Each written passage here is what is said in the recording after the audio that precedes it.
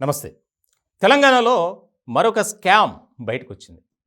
GHMC పరిధిలో 86,00,000 కాజేశారు ఇద్దరు contract ఉద్యోగులు. నమ్మేలాగా లేకపోయినప్పటికీ ఇది మాత్రం వాస్తవం.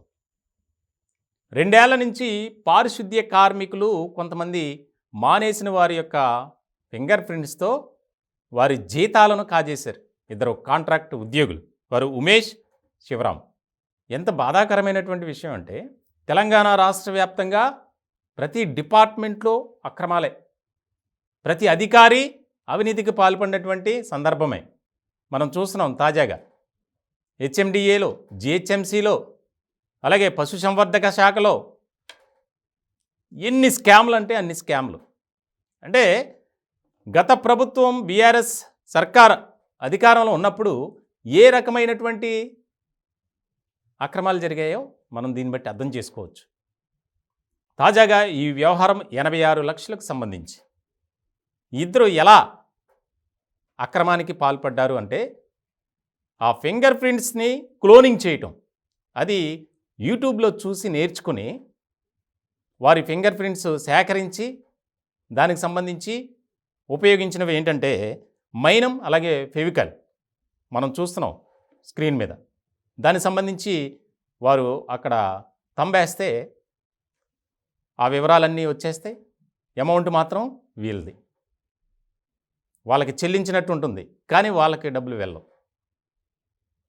ఎంత బాధాకరమైనటువంటి అంశంగా ఇది మనం చూడాలంటే, పారిశుద్ధ్య కార్మికులు వారు రాత్రనక పగలనక చాలా విపత్కర పరిస్థితుల్లో, ప్రతికూల పరిస్థితుల్లో పనిచేస్తూ ఉంటారు.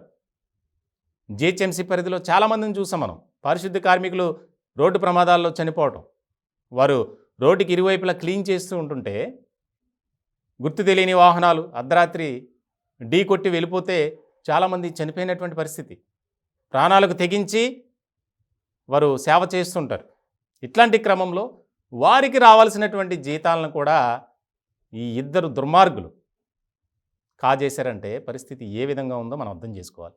ఇంకొక ముఖ్యమైనటువంటి విషయం ఏంటంటే, ఇద్దరు ఎవరైతే ఉన్నారో ఉమేష్, శివరాం, వీళ్ళకి సంబంధించి విచారణ చేస్తే కొంతమంది అధికారుల పాత్ర ప్రమేయం ఉంది. ఎందుకనంటే ఈ ఎవరైతే 35 మంది ఉన్నారో 2 ఏళ్ల నుంచి వీళ్ళకి జీతాలు ఇవ్వట్లేదు.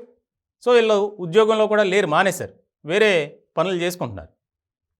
ఇలాంటి క్రమంలో ఆ 35 మంది చాలా సందర్భాల్లో జిహెచ్ఎంసీ ఆఫీస్ చుట్టూ తిరిగారు స్థానికంగా. ఎక్కడా కూడా ఇదిగో ఇస్తాం, తర్వాత రండి, మీ అకౌంట్కి వేస్తాం, మీరు ఆఫీసులకు రావద్దు అని చెప్పడం. అంటే కేవలం ఈ ఇద్దరే కాదు, ఇద్దరితో పాటు మరికొంతమంది ఉన్నారు. ఇప్పుడు ఆ అధికారుల మీద ఫోకస్ పెట్టింది రేవంత్ సర్కార్. చాలా బాధాకరం అని చెప్పాలి ఖచ్చితంగా. ఎందుకనంటే పారిశుద్ధ్య కార్మికులు ఎంతో కష్టపడి పనిచేస్తుంటారు. వారి జీతాలను కూడా ఈ రకంగా కొల్లగొట్టారంటే మనం ఏమని చెప్పాలి ఇంకా. సో మొత్తానికి పోలీసులు ఇద్దరిని అదుపులో తీసుకున్నారు. దీనికి సంబంధించి అసలు ఎప్పటి నుంచి ఇదంతా నడిపించారు, దీని వెనుక మీకు సపోర్ట్ చేసిన కార్యాలయ సిబ్బంది ఎవరున్నారు అనే దాని మీద విచారిస్తున్నారు. మరికొద్ది రోజుల్లో కొంతమంది పేర్లు బయటపడే అవకాశం ఉంది. చాలా కీలకంగా తీసుకున్నారు, సీరియస్గా కూడా తీసుకున్నారు ముఖ్యమంత్రి రేవంత్ రెడ్డి గారు. దీనికి సంబంధించి ఎవరున్నా సరే వదిలిపెట్టొద్దు, ఎంత పెద్దవారైనా ఎవరైనా సరే. దానికి సంబంధించి మొత్తం వివరాలన్నీ నివేదిక రూపంలో తయారు చేయండి అని ఆదేశాలు జారీ చేశారు.